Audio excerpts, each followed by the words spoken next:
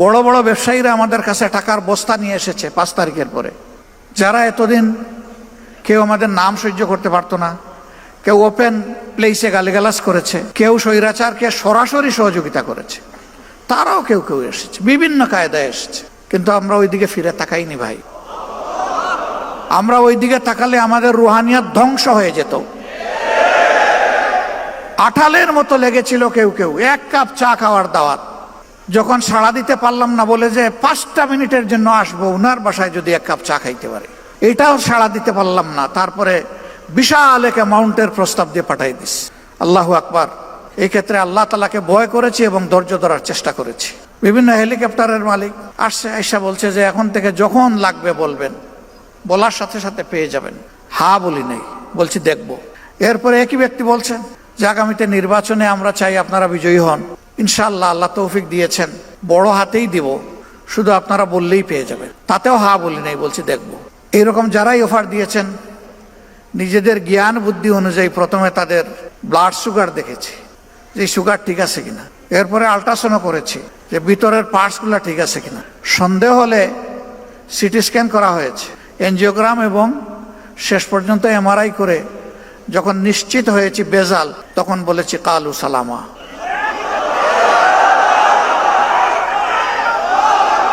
আমরা বিশ্বাস করি ইমানদারদের, যারা ইমানদার তাদের আন্তরিক দোয়া ইনশাল্লাহ আমাদের সকল ঘাটতি পূরণ করে দেবে ইনশাল্লাহ। সংগঠনের নাম বিক্রি করে, অথবা আমার বাবা আমির ছিলেন, দাদা অমুক ছিলেন, শ্বশুর অমুক ছিলেন, ভাই অমুক ছিলেন, এই নামগুলা বিক্রি করেও কেউ দুনিয়া বানাবার চেষ্টা করবেন না। যদি কেউ চেষ্টা করেন, আমার ক্ষুদ্র জীবন থেকে বলছি, আপনি নিশ্চিত দরা খাবেন এবং অপদস্থ হবেন।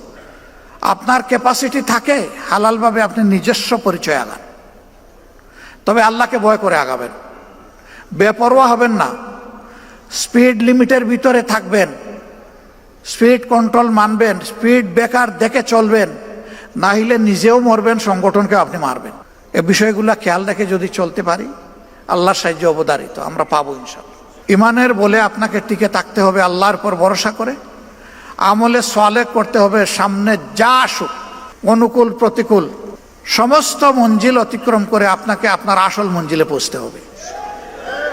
এই কমিটমেন্ট, এই ডিটারমিনেশন আপনার যদি না থাকে, অল্প ঝাঁকুনি আসলেই আপনি শুয়ে যাবেন, কোনো সুযোগ নেই, শুয়ে যাওয়ার কোনো সুযোগ নেই, বসে থাকারও কোনো সুযোগ নেই, দাঁড়িয়ে থাকারও কোনো সুযোগ নেই। এই বিশ্বকে মুসলমানদের জয় করতেই হবে।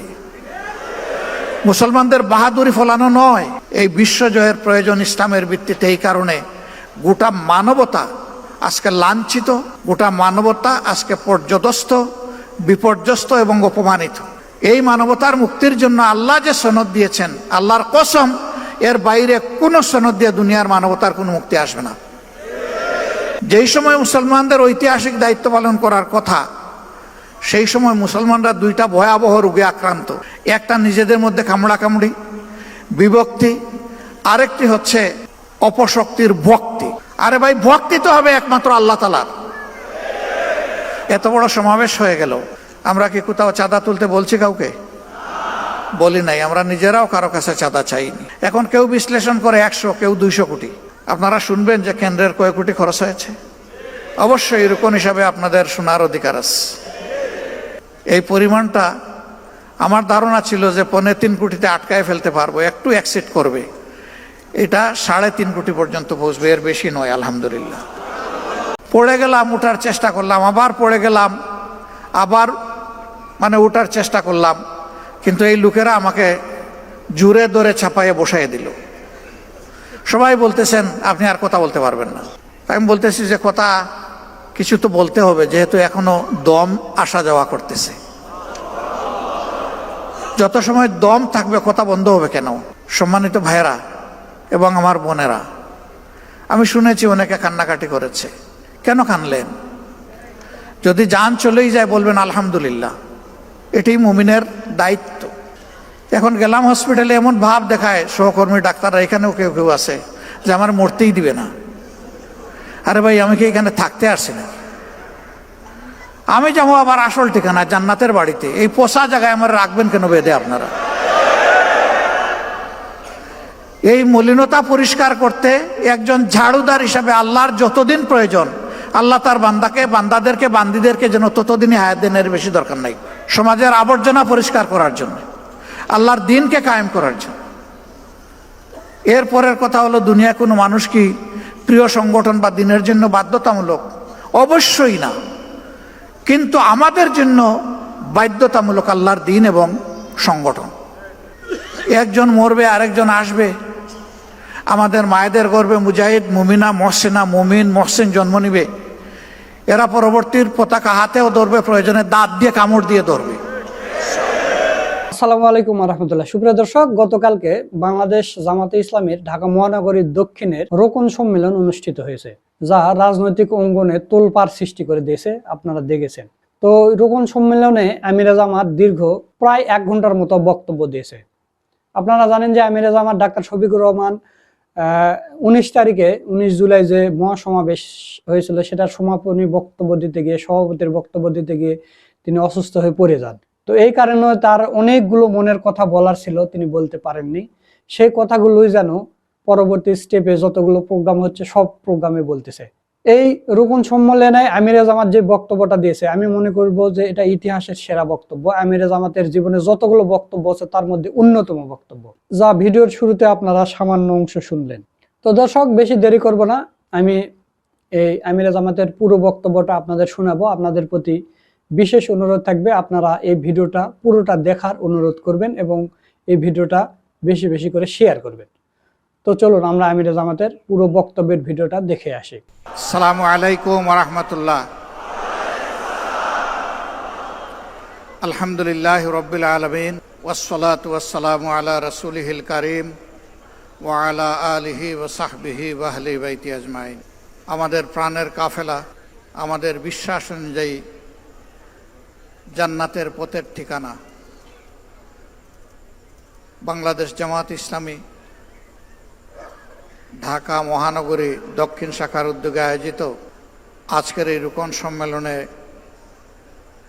সম্মানিত সভাপতি, বাংলাদেশ জামাত ইসলামী কেন্দ্রীয় নির্বাহী পরিষদের অন্যতম সদস্য, ঢাকা মহানগরী দক্ষিণের সম্মানিত আমির জনাব নুরুল ইসলাম বুলবুল, মঞ্চে বসা কেন্দ্রীয় নেতৃবৃন্দ, মহানগরী নেতৃবৃন্দ, আমার সামনে উপস্থিত সহকর্মী রোকন ভাই ও বোনেরা, আল্লাহ তাবারক ওয়া তাআলার শুকরিয়া যে আল্লাহ রাব্বুল আলামিন বাংলাদেশের এই জমিনে বাংলাদেশ জামাত ইসলামের মতো একটি নিয়ামত পরা সংগঠন আমাদেরকে দান করেছেন।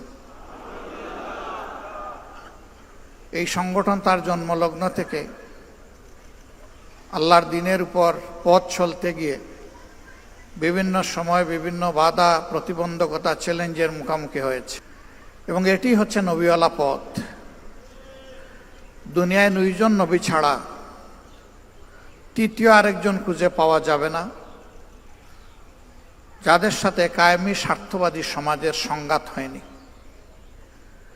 প্রথমজন যেহেতু দুনিয়ার প্রথম মানুষ, আমাদের আদি পিতা, সকলেই তার সন্তান, সুতরাং সন্তানরা কেউ তার সাথে যুদ্ধ করে নাই, তার যুদ্ধ হয়েছে শয়তানের সাথে। তিনি মানবজাতির পক্ষ থেকে কোনো বাধার সম্মুখীন হননি। একজন হচ্ছেন হজরতে সুলাইমান আলাইহিস সালাতু ওয়াস সালাম। বাবাকে আল্লাহ তাআলা বাদশাহী দিয়েছিলেন এবং নবুয়ত দান করেছিলেন। তিনি তার পিতার পরবর্তী উত্তরাধিকার ছিলেন। আল্লাহ তাকেও নবুয়ত এবং বাদশাহী দান করেছিলেন। এমন কিছু নিয়ামত আল্লাহ তাআলা তাকে দান করেছিলেন যে স্বয়ং জিন এবং শয়তানরাও তার অনুগত হতে বাধ্য হয়েছিল। তার সাথেও সমাজের কোনো সংঘাত হয়নি। এই 2 জন ছাড়া যত নবী পয়গম্বরের ইতিহাস আমরা জানি, তাদের জীবনটাই ছিল সংঘাত মোকাবেলা করে জান্নাতের পথে এগিয়ে যাওয়া। ধৈর্যের পরীক্ষায় তারা সকলেই উত্তীর্ণ, তবে ধৈর্যের পরশপাথর ছিলেন হজরতে ইব্রাহিম আলাইহিস সালাতু ওয়াস সালাম। আল্লাহ তাআলা তার জীবনে ধৈর্যের অনেকগুলা পরীক্ষা নিয়েছেন। সেই একটা পরীক্ষায় যদি আমি কিংবা আমরা পড়ি, আমাদের হালত কি হবে আল্লাহ তাআলা ভালো জানে। কিন্তু আল্লাহ তাআলা জীবনভর তার কাছ থেকে পরীক্ষা নিয়েছেন। কখনো একটি মুহূর্তের জন্য তিনি ধৈর্য হারাননি। সেই তার ধৈর্যের প্রতি আল্লাহ তাআলা সন্তুষ্ট হয়েই পরবর্তী পর্যায়ে সমস্ত মুমিন মুমিনাতের পিতা হিসেবে, রুহানি পিতা হিসেবে আল্লাহ স্বয়ং তাকে ঘোষণা করেছেন, মিল্লাতে আবিকুম ইব্রাহিম হুয়া সাম্মাকুমুল মুসলিম। এই ঘোষণাটা এসেছিল ইসমাইল জবিউল্লাহ আলাইহিস সালাতু ওয়াস সালামকে কোরবানি করার হুকুম যখন তিনি তামিল করতে গিয়েছিলেন, বাস্তবায়ন করতে গিয়েছিলেন, খালেস দিলে যখন পদক্ষেপ নিয়েছিলেন। আল্লাহ তাআলা পিতাকে সন্তানের হত্যাকারী বানাবেন না, কিন্তু আল্লাহ তাআলা পিতার কাছ থেকে সন্তান জবাই করার তার সেই হৃদয়, মন, কাল্ব আছে কিনা এটা আল্লাহ পরীক্ষা করতে চেয়েছিলেন। সেই পরীক্ষায় তিনি ইতস্তত করেননি। তিনি তার মাবুদের সিদ্ধান্তের উপর, ফয়সালার উপরে তিনি ইখতিয়ার করেছিলেন, নির্ভর করেছিলেন। তিনি ছিলেন চরম মাত্রার মুতাওয়াক্কিল আলাল্লাহ। সেই সময় তিনি ছুরি চালাতে গিয়ে মহান আল্লাহকে সাক্ষী রেখে যে কথাটা বলেছিলেন, ইন্না সলাতি ওয়া নুসুকি ওয়া মাহইয়ায়া ওয়া মামাতি লিল্লাহি রাব্বিল আলামিন। হে আল্লাহ, নিশ্চয়ই আমার সালাত, তার মানে আমার তামাম ইবাদত, আমার নুসুক, আমার সব ধরনের ত্যাগ, কোরবানি, কষ্ট স্বীকার, চ্যালেঞ্জ মোকাবেলা, আমার হায়াত যা তোমার একান্ত মেহেরবানির দান, আমার জন্য নির্ধারিত তোমার কাছ থেকে আমার মওত, আমি বিশ্বাস করি এই সব কিছুর চাবি তোমার হাতে। আমি সব তোমার হাতে তুলে দিলাম, আর আমি এখনই তোমার হুকুম বাস্তবায়ন করতে যাচ্ছি। বিসমিল্লাহি আল্লাহু আকবার। আল্লাহ তাআলা তার পরীক্ষায় তার বান্দাকে পাশ করাই নিলেন। তার কলিজার টুকরা প্রথম সন্তান বৃদ্ধ বয়সে পাওয়া আল্লাহকে ডাকতে ডাকতে, চোখের কোণার পানি ঝরাতে ঝরাতে সেই সন্তানকে আল্লাহ সম্মানিত করলেন এবং তাকে বাছিয়ে নিলেন। তার জায়গায় একটা পশু আল্লাহ তাআলার পক্ষ থেকে পাঠিয়ে দেওয়া হলো এবং সেটি জবাই হয়ে গেল। এই পরীক্ষায় উত্তীর্ণ হওয়ার পরেই আল্লাহ তাআলা তার জন্য এই নিয়ামত দান করলেন, আর আমাদেরকেও জানিয়ে দিলেন, মিল্লাতে আবিকুম ইব্রাহিম হুয়া সাম্মাকুমুল মুসলিম।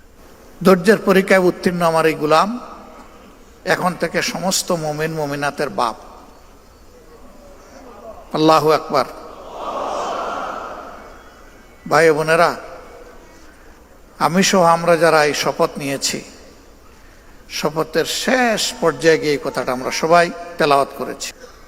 এই সময় অনেকেই আবেগ আপ্লুত হয়ে কান্নাকাটি করেছি। এই ভয়ে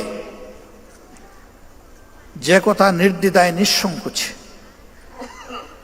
কলিজার টুকরা সন্তানকে জবাই করার আগে, অর্থাৎ নিজের নাফসিয়াতকে জবাই করার আগে, শাহাওয়াতকে জবাই করার আগে,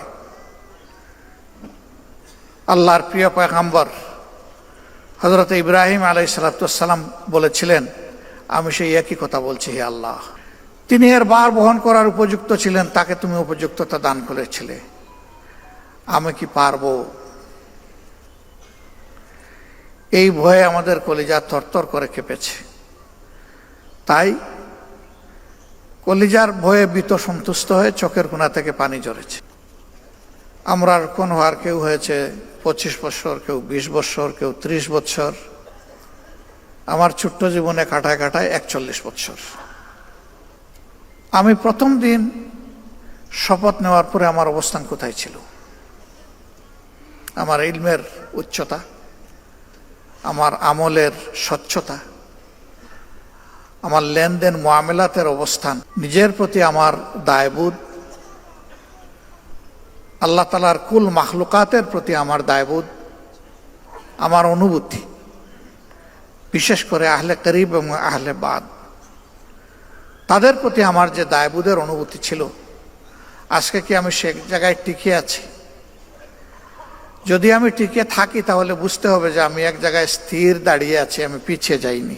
কিন্তু পিছিয়ে গেলে চরমভাবে হেরে গেলেন, দাঁড়িয়ে থাকলেও আপনি হেরে গেলেন।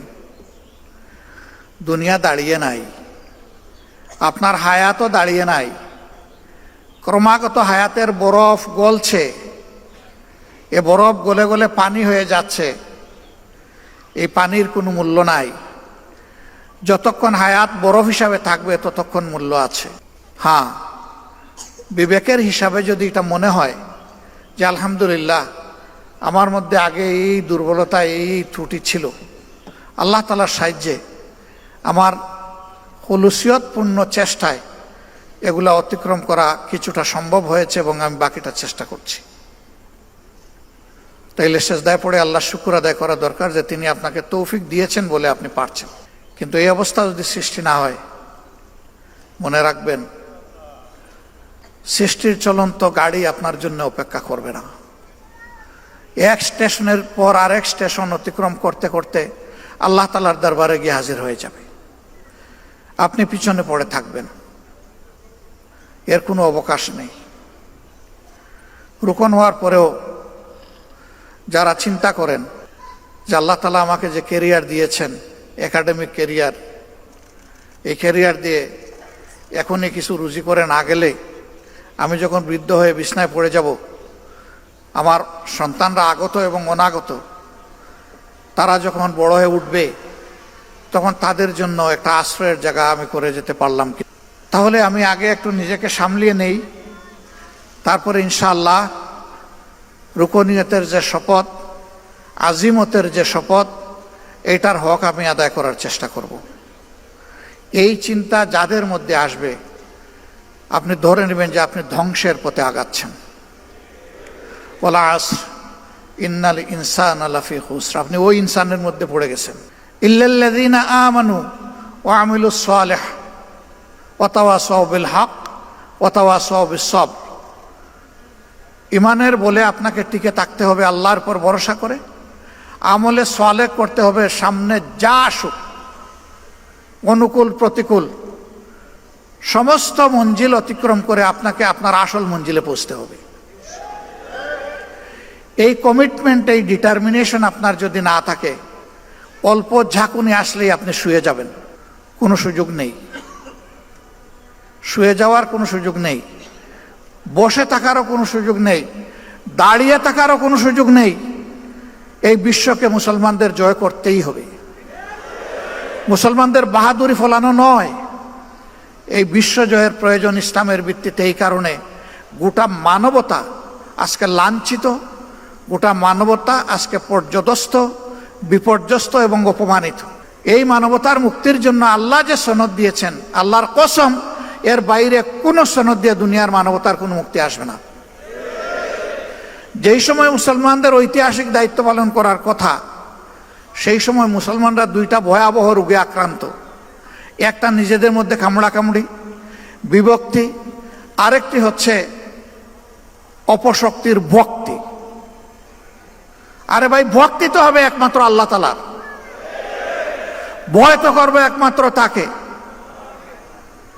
অপশক্তি যখন চলে কৌশলে আপনার মধ্যে আমার মধ্যে তার এজেন্ডা ঢুকিয়ে দেয়, তখন রুহানিয়ত আপনার আমার ক্রমাগতভাবে নিচের দিকে নামতে থাকে এবং বিপর্যস্ত হয়। এখানে এটার কোনো সুযোগ নাই রে ভাই। এই ব্যাপারে স্বপ্রণোদিত পাহারাদারের ভূমিকা আমাদেরকে ভাই বোনেরা পালন করতে হবে। বোনদের পরীক্ষা আর একটু বেশি। আমাদের সমাজের এবং ইসলামী সমাজের, মুসলিম সমাজের তাহজিব তামাদ্দুন, কৃষ্টি কালচার অনুযায়ী পুরুষরা বাইরে সকল জক্কি ঝামেলা সামাল দেন, মহিলারা পরিবারের আভ্যন্তরীণ বিষয়গুলো সামাল দেন। কিন্তু ইসলামী আন্দোলনের সাথে যারা সক্রিয়ভাবে জড়িত, আমাদের বোনদেরকে দুটাই সামাল দিতে হয় সমান তালে। এই ক্ষেত্রে যে সমস্ত রুকন ভাইয়েরা আছেন, তারা যদি নিজেদের সহধর্মিণীকে, কলিজার টুকরা জীবন সঙ্গিনীকে হাতে ধরে একসাথে জান্নাতের পথে দৌড়াতে চান, তাহলে তাদেরকে দৌড়ানোর মতো সহযোগিতাটাও দিতে হবে। আপনি খাওয়ার টেবিলে বসে মান্না এবং সলোয়া খাবেন আর শরাবাত তহুরা পান করবেন, এই আশা ছেড়ে দেবেন। আল্লাহ তাআলা খাওয়ার টেবিলে বসে যা আপনার কিসমতে সাদামাটা রেখেছেন, এইটা খেয়ে আল্লাহ তাআলার শুকরিয়া আদায় করবেন। খুদ ধরতে যাবেন না, লবণ বেশি হয়েছে নাকি তেলের বেশি জাল হয়ে গেছে, এই খুদ ধরতে যাবেন না। আপনার এই আস্থা থাকা উচিত। আপনার জীবন সঙ্গিনী তার পূর্ণ আন্তরিকতা দিয়েই আপনার জন্য চেষ্টা করেছে, আপনি যে মান্না সালওয়া চান ওইটা আপনার সামনে দেওয়ার। এরপরে মানুষ হিসাবে তার যদি কোনো ঘাটতি হয়ে যায়, অপরের ঘরে তো গিয়ে বলবেনও না, নিজের ঘরে কখনো বলবেন না যে লবণ আর একটু বাড়াইয়া দিও। এটা না বলে বলবেন যে আমি তো লবণ একটু বেশি খাই, আমাকে একটু লবণদানিটা আগাইয়া দাও। তাহলে বুদ্ধিমান সঙ্গিনী বুঝে ফেলবেন যে এখানে একটু শর্ট আছে, আগামীতে আমার একটু জিহ্বা দিয়ে আগে টেস্ট করে নিতে হবে পরিবেশন করার আগে। কিন্তু আপনি যদি বলেন যে এত কষ্ট করে বাজার করে এনে দিলাম, কি এইগুলা পাকাইছো, পাংশা, জিহ্বায় কিছুই লাগে না, কি করছো এইগুলা, দিলেন তো দিলেন, একেবারে কলিজার উপরে একটা মুগরের বাড়ি দিলেন। এটা করবেন না। এটা করলে তার যে পটেনশিয়াল এটা নষ্ট হয়ে যাবে। এরপরে সন্তান তো দুইজনেরই। আমার বোনটা কষ্ট করে গর্ভে ধারণ করলো, বুকের দুধ খাওয়ালো, লালন পোষণ করলো, এখন প্রোগ্রামে যাওয়ার সময় দিলেন তার সঙ্গে করে 2 বছর 2.5 বছরের বাচ্চারে, 1.5 বছরের বাচ্চারে। তো ওখানে গিয়ে মা বাচ্চা সামলাবে নাকি সে কর্মসূচিতে অংশগ্রহণ করবে? এই দিন আপনি হবেন মা আর উনি হবেন বাপ। এই অনুভূতি নিয়ে বাচ্চাকে আপনি সামলাবেন, ঘরে থেকে হোক অথবা ওখানে সঙ্গ দিয়ে হোক, দায়িত্ব আপনাকে নিতে হবে। আমি ছোট্ট 2-1টা উদাহরণ দিলাম। আর টাকা পয়সার ব্যাপারে ইনশাল্লাহ আপনাদের কিছু করতে হবে না, আলাদা, আমরা তার সাক্ষী। গত 15.5 বছর যেটা গেল আমাদের উপরে স্টিম রোলার, আলহামদুলিল্লাহ এখানে আপনারা সব হেরে গেছেন, কেউ জিতেন নাই, কিন্তু আমার সবগুলা মা বোন জিতে গেছে আলহামদুলিল্লাহ। দেখি হাতের গড়ি কে কে দিয়েছেন, একটু হাত তুলেন তো দেখি। টাকা দিয়েছেন, গড়ি কে দিয়েছেন, হাত তুলেন। নৌ। গাড়ি কে দিয়েছেন, হাত তুলেন। নাই। আচ্ছা, একজন পাওয়া গেছে। গাড়ি কিভাবে দিছে আমার নলেজে না, এটা আমাকে বলতে হবে গোপন। তাও একজন পাওয়া গেছে, আল্লাহ ইজ্জত পাচাইছে আমাদের।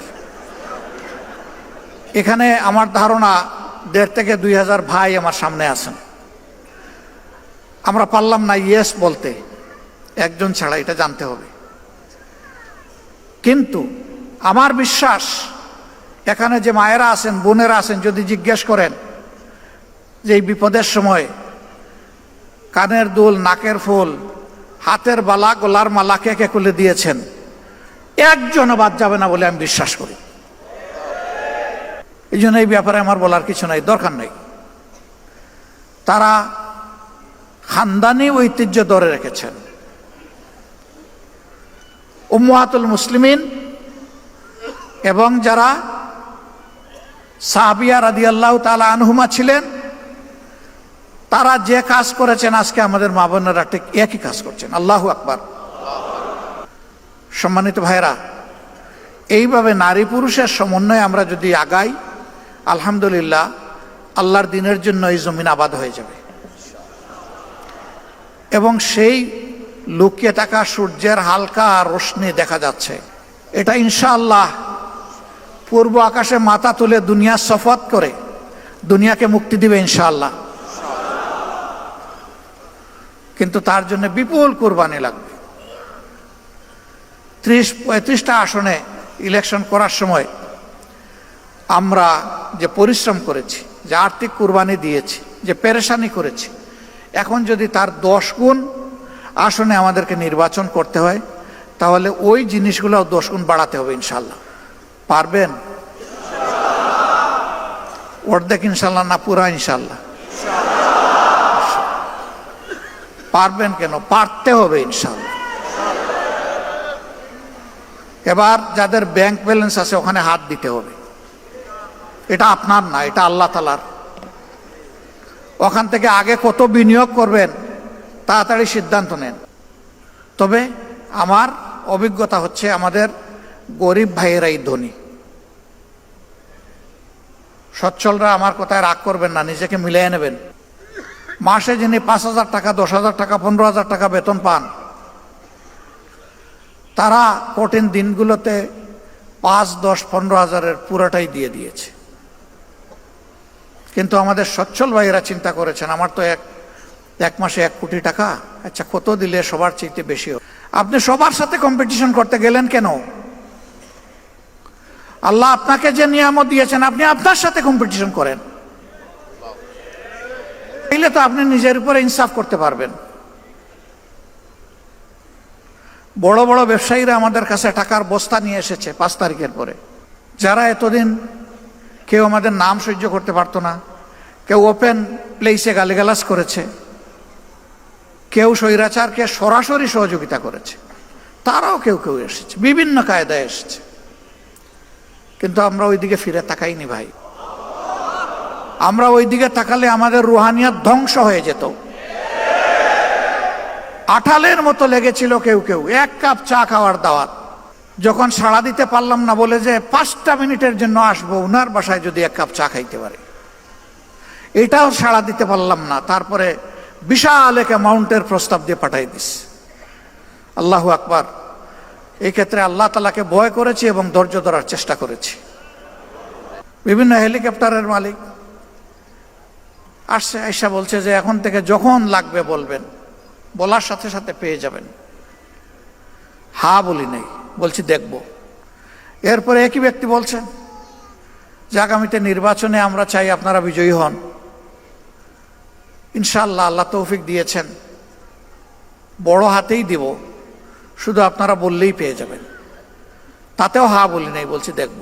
এইরকম যারাই অফার দিয়েছেন, নিজেদের জ্ঞান বুদ্ধি অনুযায়ী প্রথমে তাদের ব্লাড সুগার দেখেছি যে সুগার ঠিক আছে কিনা, এরপরে আল্ট্রাসাউন্ড করেছি যে ভিতরের পার্টসগুলো ঠিক আছে কিনা, সন্দেহ হলে সিটি স্ক্যান করা হয়েছে, এনজিওগ্রাম, এবং শেষ পর্যন্ত এমআরআই করে যখন নিশ্চিত হয়েছি বেজাল, তখন বলেছি কালু সালামা।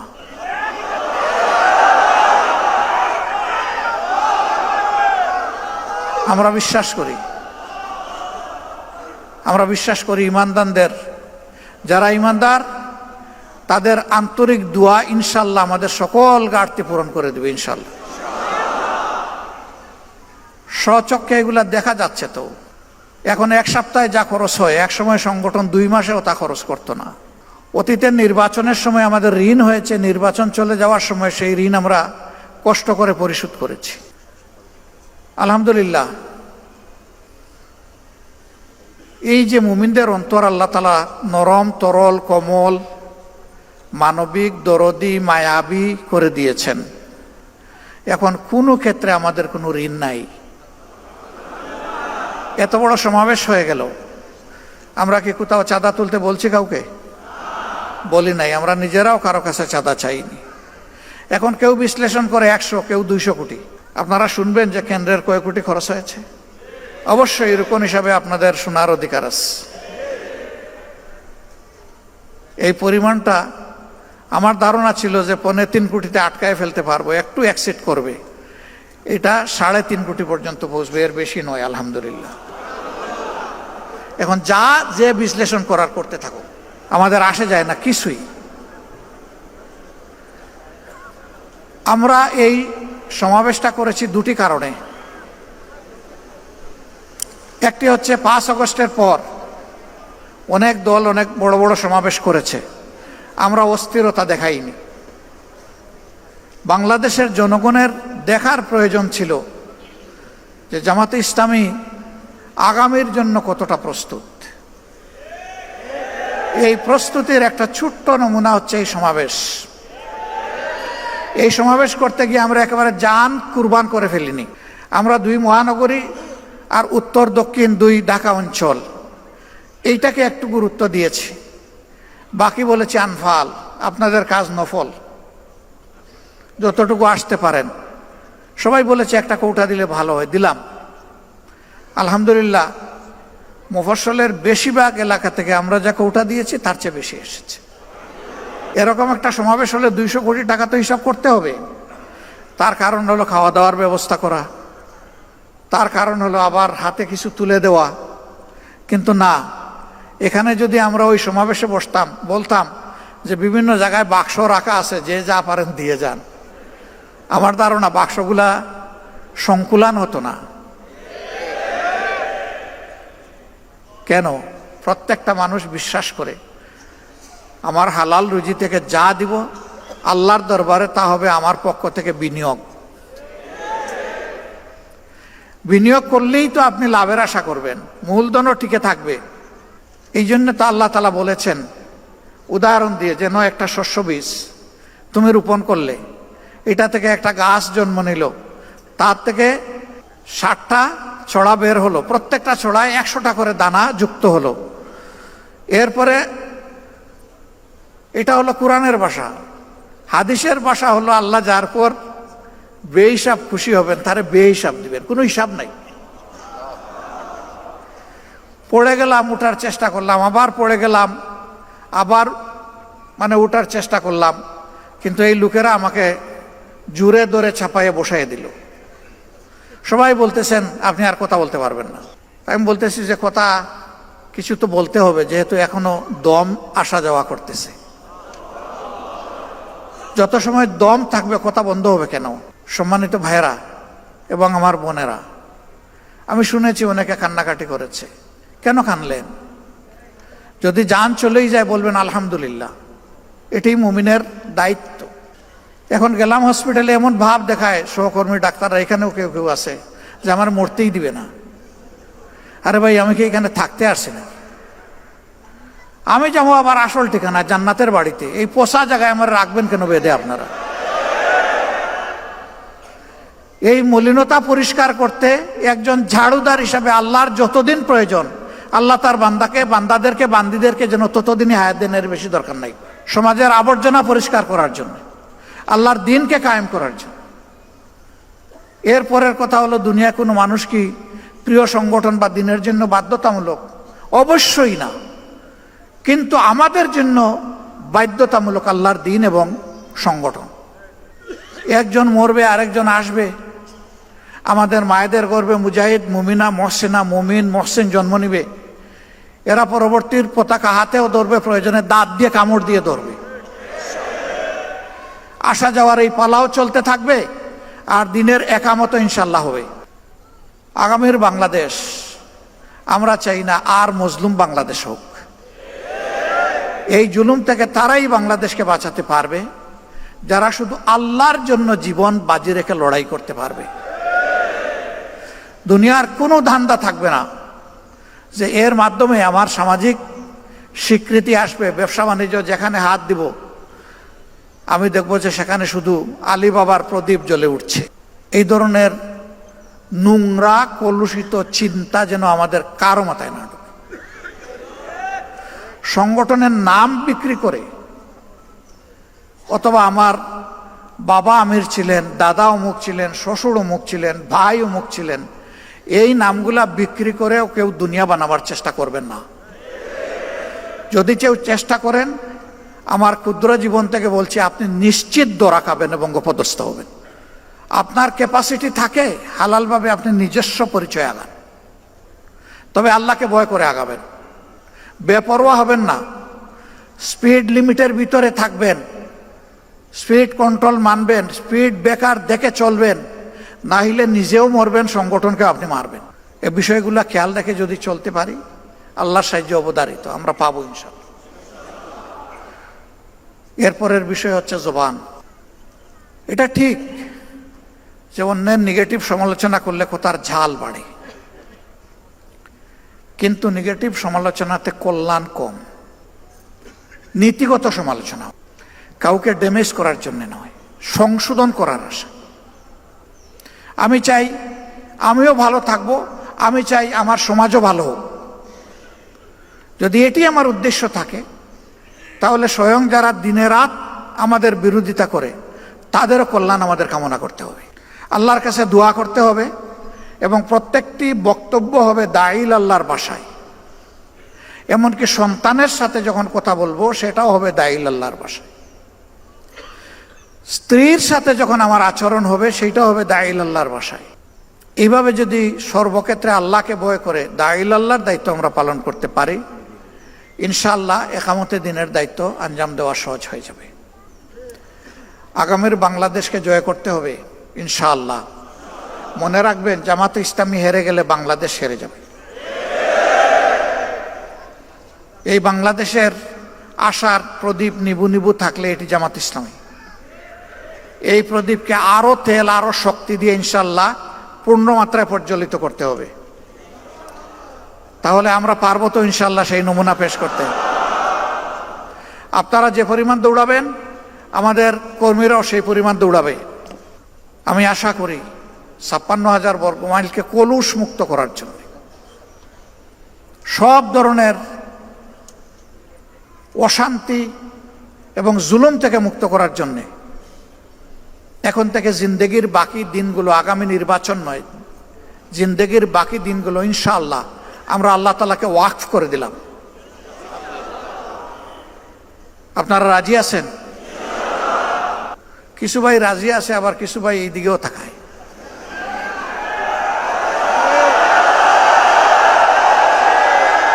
মিডিয়া হচ্ছে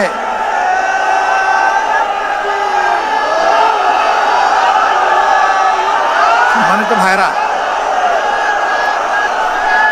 ওইটাই আল্লাহকে বলেছে, ইন্না সলাতি ওয়া নুসুকি ওয়া মাহইয়ায়া ওয়া মামাতি লিল্লাহি রাব্বিল আলামিন। হে আসমান জমিনের মালিক, তুমি সাক্ষী থাকো। আরেকবার আমরা তোমাকে সাক্ষী রেখে আমরা বলে দিলাম আমরা প্রস্তুত। আল্লাহ কবুল করুন। সম্মানিত বন্ধুগণ, আল্লাহ তাআলার মেহেরবানি। ওরা বসে ছবি নিলে ভালো হয় না নাকি? এই সাংবাদিকরা যখন ঢুকে তখন তাদেরকে আমাদের ইমাম মানতে হয়, আর ইমাম যাকে মানা হয় তার কিছু ডিরেকশন শুনতে হয়। তা আমি কি এইখানে দাঁড়িয়ে দিলে আপনাদের কোনো অসুবিধা হবে নাকি বসলে সুবিধা হবে? কোনটা? দাঁড়িয়ে অসুবিধা নাই। জাযাকুমুল্লাহু খায়রান। আল্লাহ রাব্বুল আলামিন একটা সোনার টুকরা দেশ আমাদেরকে উপহার দিয়েছেন। এখানে আমরা যারা আছি, আমার বিশ্বাস আমি একা নই, অনেকেই নারী, পুরুষ এবং সাংবাদিক বন্ধুরা দুনিয়ার বহু দেশ ঘুরার, দেখার, বুঝার সুযোগ হয়েছে। এমন দেশ খুব কমই পাবেন সারাটা দেশটা সবুজ চাদরে ঢাকা, অথবা রূপালী সম্পদে ভরপুর। এখানে গাছ ফলাতে, গাছের পিছনে খুব বেশি বিনিয়োগ করতে হয় না। এখানে পানিতে মাছ ফলানোর জন্য বড় কোনো বিনিয়োগ করতে হয় না। শুধু গাছগুলা ধ্বংস না করলে হলো, আর পানির মাছকে লুণ্ঠন না করলে হলো।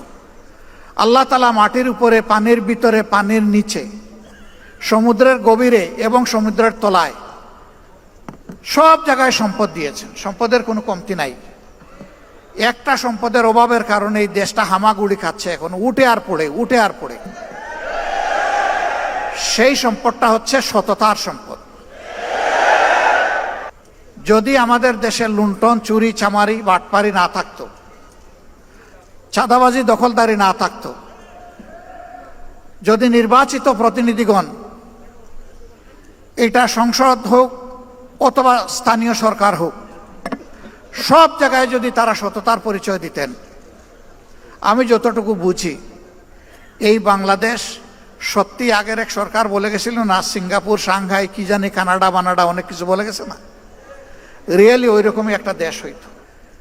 তারা ঠিকই সিঙ্গাপুর, সাংহাই এবং কানাডা তৈরি করেছে, তবে 18 কোটি মানুষের জন্য নয়, তাদের নিজেদের জন্য। এই জন্য আমরা সবসময় বলি, এ বাংলাদেশ আমাদের গর্বের বাংলাদেশ, প্রিয় বাংলাদেশ। যে যাই বলুক, যে যা সমালোচনা ইচ্ছা করে, সারা দিন রাত করতে থাকো, এর প্রমাণ আমরা চেষ্টা করছি দেওয়ার। প্রথমত এই দেশের মানুষকে আমরা ভালোবাসি, এ দেশের মাটিকে আমরা ভালোবাসি। এই জন্যে অনুকূল প্রতিকূল সকল অবস্থায় আলহামদুলিল্লাহ আমরা এই দেশেই আছি। অনুকূল অবস্থায় থাকতে তো কোনো সমস্যা নাই, কিন্তু যখন প্রতিকূলতা দেখা দিবে তখন থাকাটা হলো অনেক চ্যালেঞ্জের। মৌলানা দেলোয়ার হোসেন সাঈদীর জন্য দুনিয়ায় কি কোনো দেশ ছিল না? মতিউর রহমান নিজামী রাহিমাহুল্লাহর জন্য কোনো দেশ ছিল না? আমাদের আইকন মাতার তাজ অধ্যাপক গোলাম আজম রাহিমাহুল্লাহর জন্য কোনো দেশ ছিল না? বহু দেশ আমাদের কাছে প্রস্তাব দিয়েছে, এরা শুধু তোমাদের দেশের সম্পদ নয়, এরা বিশ্বের মুসলমানদের সম্পদ, তোমরা আমাদের জন্য কিছুদিনের জন্য তাদেরকে দিয়ে দাও। আমরা তাদেরকে জবাব দিয়েছি, আপনাদের আন্তরিকতায় আমরা মুগ্ধ, ভালোবাসায় মুগ্ধ। আপনারা দোয়া করতে থাকেন, যতদিন আল্লাহ হায়াত দিয়েছেন তারা যেন মর্যাদার সাথে এই দেশে থাকতে পারেন। কিছু নপুংসক বলে মর্যাদা আল্লাহ যারে দেয় তার কি জেলে যাওয়া লাগে? আরে তোমরা তো আগে বলেছিলে, এখন তোমাদের ব্যাপারে আমরা কি বলবো একটু বলো তো। আমরা ওইটা বলতে চাই না। এরা বিবেকহীন, বুবা, বেওকুফ। আল্লাহর নবীরা জেল কেটেছেন, তো নবীর উম্মতদের সেই সুন্নত পালন করতে হবে না? আমাদের নবী কিন্তু একজন না, আমরা এক নবীর উম্মত, কিন্তু আল্লাহর সমস্ত নবীরা আমাদের নবী।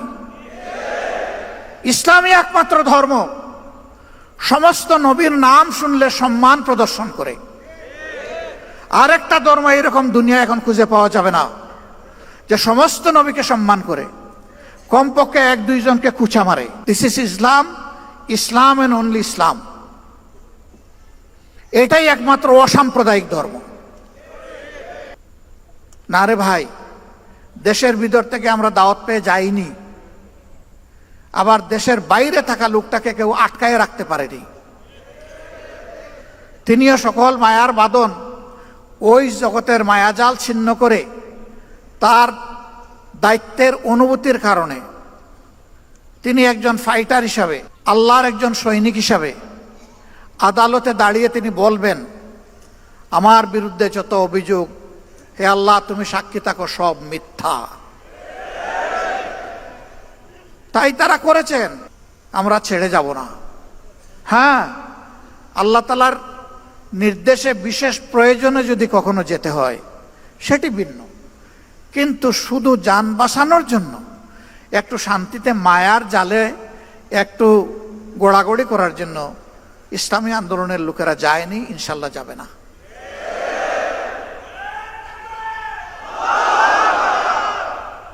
আমি বলে থাকি, যাবই বা কোথায়? আমাদের তো একটি বেগম পাড়াও নাই, পিসি পাড়াও আমাদের নাই, যাবো কোথায়?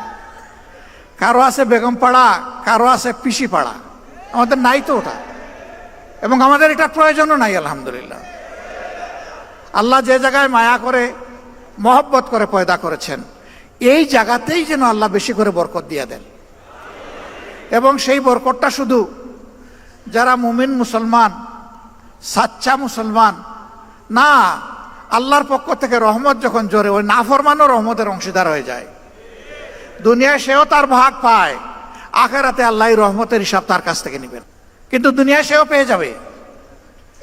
এই জন্য আমরা যা চাই এটি হচ্ছে যে আল্লাহর আইন হচ্ছে শ্রেষ্ঠ আইন। আজ পর্যন্ত কারো বলার দুঃসাহস হয় নাই যে আল্লাহর আইনের চাইতে জমিনের উপরে কোনো শ্রেষ্ঠ আইন আছে, এবং কিয়ামত পর্যন্ত এটা কেউ বলতে পারবে না। যত বড় দার্শনিক হোক, কেউ বলতে পারবে না এটা। তো শ্রেষ্ঠ আইন যেখানে আছে সেখানে শ্রেষ্ঠ আইনের প্রয়োগটাই আমরা চাচ্ছি, এর বেশি কিছু চাই না। ভয় দেখানো হয়, যদি কোরআনের আইন চালু হয় তাহলে মা বোনরা তো ঘর থেকে বের হতে পারবেন না। যদি কোরআনের আইন চালু হয় তাহলে যারা অন্য ধর্মের মানুষ তাদের কোনো নিরাপত্তা থাকবে না। আমরা যারা কোরআনের আইন চালু করার জন্য আল্লাহর দেওয়া তৌফিকের জন্য চেষ্টা করছি, আমাদের মা বোনরা ঘর থেকে বের হয় না, সমাজের বিভিন্ন পেশায় তারা কাজকর্ম করে না, আত্মীয় স্বজনের বিপদ আপদ হলে তারা দৌড়ে যায় না, তারা সমাজের উন্নয়নে অবদান রাখে না, তারা শিক্ষা প্রতিষ্ঠান, সর্বোচ্চ শিক্ষা প্রতিষ্ঠানে গিয়ে লেখাপড়া করে না, তারা লেখাপড়া করায় না, সবই করে। রাসূল করিম সাল্লাল্লাহু আলাইহি সাল্লাম এই সব কিছুর সুযোগ যত সাহাবিয়া ছিলেন, উম্মাহাতুল মুসলিমিন ছিলেন, সবার জন্য খুলে দিয়েছিলেন। এমনকি চরম ক্রিটিক্যাল মুহূর্তে রাসূল করিম সাল্লাল্লাহু আলাইহি সাল্লাম আহলে রায়দের সাথে বিশেষজ্ঞতার সাথে বসতেন, কিন্তু তিনি ভুলে যেতেন না উম্মাহাতুল মুসলিমিনের পরামর্শ নেওয়াটাও প্রয়োজন, সেটাও তিনি নিতেন। তার বাস্তব নমুনা সুলহে হুদাইবিয়া। সবাই কিংকর্তব্য বিমূঢ়, আল্লাহ রসুলও চিন্তিত, কিন্তু আমাদের একজন মায়ের পরামর্শ কার্যকর হয়ে গেল, সমস্ত সমস্যা নিমিষের তরে বাতাসে উবে গেল। আল্লাহু আকবার। This is beauty of Islam. মায়েদের কোনো মর্যাদাই ছিল না, মা হিসাবে কোনো মর্যাদা ছিল না। ইসলাম এসে তাদের হাতে এই মর্যাদা তুলে দিয়েছে। এর চাইতে বড় মর্যাদা কেউ দিতে পারবে না, যতই মায়া কান্না করুক, বরঞ্চ আমাদের সর্বনাশ করবে। বলে যে ও মুসলিমরা, এদেরকে আবার কেউ কেউ প্রশ্ন করে অথবা শিখিয়ে দেয়, বলে যে আমাদের কাছ থেকে জিজিয়া কর নিবেন কেন? একজন বড় লিডার একটা ধর্মের আমাকে এই প্রশ্ন করলেন। আমি বললাম, একেবারেই সঙ্গত প্রশ্ন আপনি করেছেন। আচ্ছা আপনি বলুন তো আমাকে, মুসলমানরা যাদের সম্পদ আছে তাদেরকেও তো জাকাত দিতে হবে ইসলামী রাষ্ট্রে। কয় তা তো দিতে হবে। যে আপনি কি জাকাত দিবেন? কয় না, আমি তো মুসলমান না, আমি জাকাত দেবো কেন? তো জাকাত তো আল্লাহর নির্ধারিত ট্যাক্স, এই ট্যাক্সের সাথে রাষ্ট্রে অন্যান্য ট্যাক্সও থাকবে, তবে এটা হচ্ছে মূল ভিত্তি। তো এই সমাজে যে উন্নয়ন হবে, এটা কি শুধু মুসলমানরা বুক করবে না আপনারও অধিকার আছে? কয় অবশ্যই, নাগরিক হিসাবে আমার অধিকার আছে। আমি বললাম, তাইলে বিচারটা কোথায়? আপনি কিছুই দিবেন না আর সে দিল, আর আপনি সমান অধিকার বুক করবেন, এটা কি ভাই ইনসাফ? আপনি যেহেতু মুসলমান না, এই কারণেই আপনার কাছ থেকে ওই ট্যাক্সটা নেওয়া হচ্ছে, যেই ট্যাক্সটা মুসলমান হওয়ার কারণে দিচ্ছে। তবে একজন গরিবের উপর যেমন জাকাত নাই, একজন গরিব হিন্দু বৌদ্ধ খ্রিস্টানের উপরেও তেমন ট্যাক্স নাই। একজন গরিবকে যেমন রাষ্ট্র লুক আফটার করতে, প্রতিপালন করতে বাধ্য, সকল ধর্মের লোকদের জন্য এটা সরকার বাধ্য। বলে তাইলে আমার আর কোনো কথা নাই, আমরা তো এটা জানতাম না, তো এটা কি হবে? আমি বললাম যে নাটোরের লাড্ডু খাইতে কেমন মজা, এটা মুখে না দিলে আপনি বুঝবেন কিভাবে? আবার এটার প্রয়োগ শুরু হোক, তারপরে দেখবেন যে হয় কিনা। এই প্রয়োগে আপনাদের সবার সহযোগিতা আমরা চাই। আমরা আশা করি মানুষ নিজের প্রয়োজনে, নিজের কল্যাণে আমাদের এই উদ্যোগে ইনশাল্লাহ সবাই সম্পৃক্ত হবে। আমরা তার আলামত চতুর্দিকে এখন দেখতে পাচ্ছি, আলহামদুলিল্লাহ। এখন আমাদের বিভিন্ন ধর্মের ভাইয়েরা আসছেন আমাদের সাথে, ওপেন মঞ্চে, পাবলিক মিটিংয়ে তারা নিজের থেকেই বলছেন 54 বছর জামাত ইসলামের কোনো নেতাকর্মী আমাদের 1 ইঞ্চি জমি চলে বলে কৌশলে আমাদের কাছ থেকে কেড়ে নেয় নাই। আমাদের কোনো মায়ের ইজ্জতে, আমাদের কোনো বোনের ইজ্জতে, আমাদের কোনো মেয়ের ইজ্জতে হাত দেয় নাই। আমাদের গড় বাড়িতে আক্রমণ চালায় নাই, আমাদেরকে বাস্তু বিটাহীন করে নাই, আমাদের কাছ থেকে চাঁদা দাবি করে নাই। আমরা শিখাইয়া দেই না রে ভাই, তাদেরকে বলি যে আপনি আপনার মনের মতো করে যা ইচ্ছা তাই বলতে পারেন, আপনি বলতে থাকেন। হ্যাঁ, তারা সেখানে এসে তাদের উপর নির্যাতনের কিছু কথা বলে, কিছু দুঃখের কাহিনী শোনায়। আমরা তখন লজ্জিত হই যে আমরা না করি, কেউ না কেউ তো তাদের উপরে এই জুলুমগুলা করে। অথচ আমরা পাশাপাশি প্রতিবেশী, যুগ যুগ ধরে এক জায়গায় বসবাস করে আসছি। লেখাপড়া করতে গেলে একই বেঞ্চে বসে, একই ডেস্কে বই রেখে আমরা লেখাপড়া করেছি। আজকে আমাদের এই সহযাত্রীদের সাথে এই আচরণ কেন? হ্যাঁ, আমরা চেষ্টা করেছি আমাদের দলটাকে সেইভাবে গড়ে তুলতে, নিয়ন্ত্রণ করতে। আমরা আশা করি এই দলের হাতে আল্লাহ যদি দেশ পরিচালনার দায়িত্ব দেন, এখন আমরা দল নিয়ন্ত্রণ করেছি, আমরা ইনশাল্লাহ দেশও নিয়ন্ত্রণ করতে পারব। আমরা যখন নিজেরা ঘুষ খাবো না, যখন চাঁদা দাবি করব না, যখন আমরা দখলদারিতে যাব না, তখন আশা করি বাকি সকলে বার্তা পেয়ে যাবেন এবং সকলের কান খাড়া হয়ে যাবে। এরপরে আমাদের সংগঠন হোক অথবা যে কোনো নাগরিক হোক, যদি এর কোনো ব্যত্যয় ঘটে, তার জন্য সত্যিকারের প্রয়োগ করার মতো আইন থাকবে ইনশাল্লাহ। আইন আছে, তার প্রয়োগ নাই। যে আইনটা আছে এইটারও যদি প্রয়োগ থাকতো, সমাজের দুর্নীতি, সমাজের দুর্বৃত্তপনা 10 ভাগের 1 ভাগে নেমে আসতো। এটারও তো প্রয়োগ নাই। তা আবার প্রয়োগ আছে উল্টা প্রয়োগ। আপনি মারা গেছেন, আপনার ছেলে হবে আপনার হত্যা মামলার আসামি। মেরেছে সরকারের দুষ্ট বাহিনী অথবা গুন্ডারা, আপনার ছেলেকে করবে খুনের মামলার আসামি।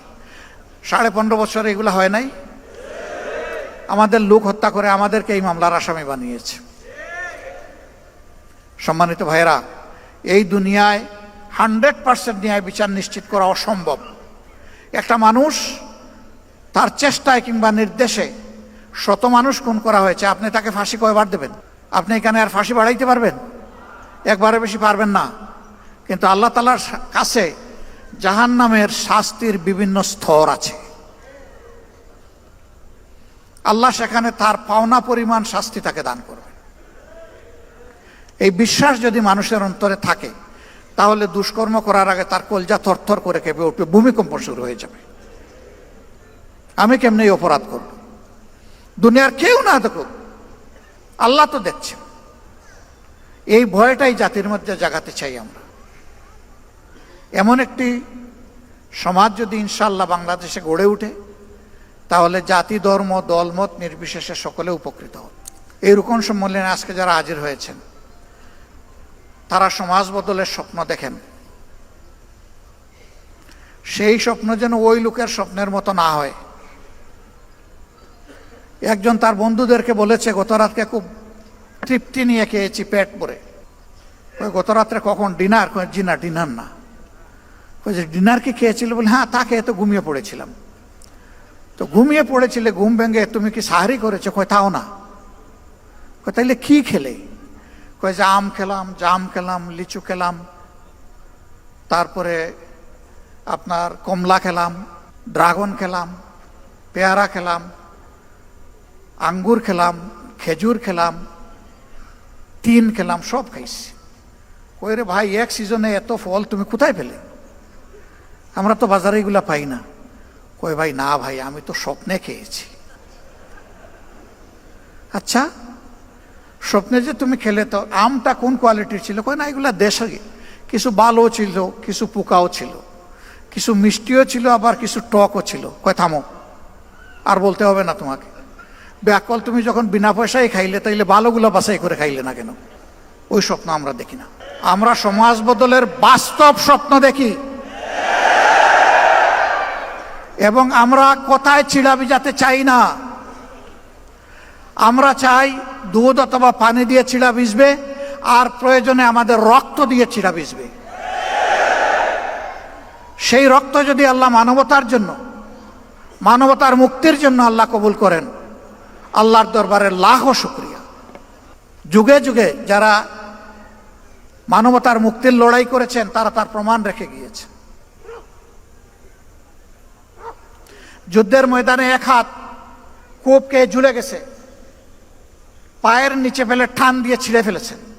এই হাত আমার এখন বুঝাই, এই হাতের আমার দরকার নেই। অবশিষ্ট হাত দিয়ে লড়াই চালিয়ে গেছেন। ওই হাতও যখন ঝুলে গেছে, এইটাও ফেলে দিছেন। সেনাপতি পা দুইটা চাপ দিয়ে ধরেছেন কমান্ডের ফ্ল্যাগ, ওটাও যখন চলে গেছে, আর পা দিয়ে ধরার সুযোগ নেই, দাঁত দিয়ে কামড় দিয়ে ধরেছেন। আর মঞ্জিলের দিকে চেয়ে দেখছেন মঞ্জিল কত দূর। আল্লাহ যেন ওই তৌফিকগুলোই আমাদেরকে দান করেন। ভাই, আল্লাহর হাবিব বলেছেন, খায়রুন নাস মাইয়ান ফাউন নাস।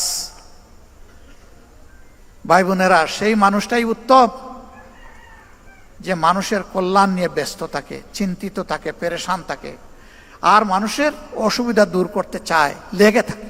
আমাদের সমস্ত রাজনীতি হবে মানুষের জন্য, মানবতার জন্য। এই কাজে গেলে যে যার সমালোচনা যেভাবে করে করতে থাকুক, আমার কিচ্ছু আসে যায়।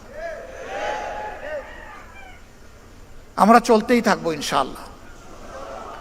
কেউ আমাদের চলার গতি থামাতে পারবে না বিইজনিল্লাহ। আমাদের কোনো চিন্তা নাই, আল্লাহ আমাদেরকে নিশ্চিন্ত নির্বাহ করে দিয়েছে। ওয়ালা তাহিনু ওয়ালা তাহজানু ওয়া আনতুমুল আ'লাউনা ইন কুনতুম মুমিনিন। তোমরা ভীত সন্ত্রস্ত হইও না, চিন্তিত হইও না, বিজয় তোমাদেরই হবে যদি তোমরা মুমিন হও। এ আল্লাহ, আয় রাব্বুল ইজ্জত, আয় আসমান জমিনের মালিক, ওইটুকু ঈমান তুমি আমাদেরকে দান করো। ওই ঈমানটাই তোমার কাছে আমরা ভিক্ষা চাই, যে ঈমান এবং ঈমানদারের উপর তুমি সন্তুষ্ট হবে মৌলা, আর যাদের হাত ধরে মজলুম মানুষগুলার মুক্তি আসবে। জামাত ইসলামী ইনশাআল্লাহ ইসলামী এবং দেশপ্রেমিক শক্তি, সবাইকে সাথে নিয়ে সমাজ বদলের আশা অন্তরে রাখে। এ পথে যত চ্যালেঞ্জ বাধা আল্লাহ যেন সবগুলা দূর করে দেন। মানুষের প্রত্যাশার এই ঠিকানাকে আল্লাহ যেন মজবুত করে দেন, এবং আল্লাহ রাব্বুল আলামিন মানবতার বিজয় যেন দান করেন, কোনো ব্যক্তি, দল এবং গোষ্ঠীর নয়। এই বিজয় যেন হয় মানবতার বিজয়। মহান রব্বে কারিমের দরবারে সেই তৌফিক কামনা করে আপনাদের সকলকে আন্তরিক শুকরিয়া জানিয়ে আমি বিদায় নিচ্ছি। আসসালামু আলাইকুম ওয়া রাহমাতুল্লাহ। আল্লাহ হাফিজ। বাংলাদেশ জিন্দাবাদ। বাংলাদেশ জামাত ইসলামী। সুপ্রিয় দর্শক, আপনারা আমিরা জামাতের পুরো বক্তব্যের ভিডিওটা দেখলেন, তো আশা করছি আপনাদের কাছে এই ভিডিওটা খুবই ভালো লেগেছে। তো আপনাদের প্রতি অনুরোধ, আপনারা ভিডিওটা বেশি বেশি করে শেয়ার করবেন। সকলকে ধন্যবাদ। আসসালামু আলাইকুম ওয়া রাহমাতুল্লাহ।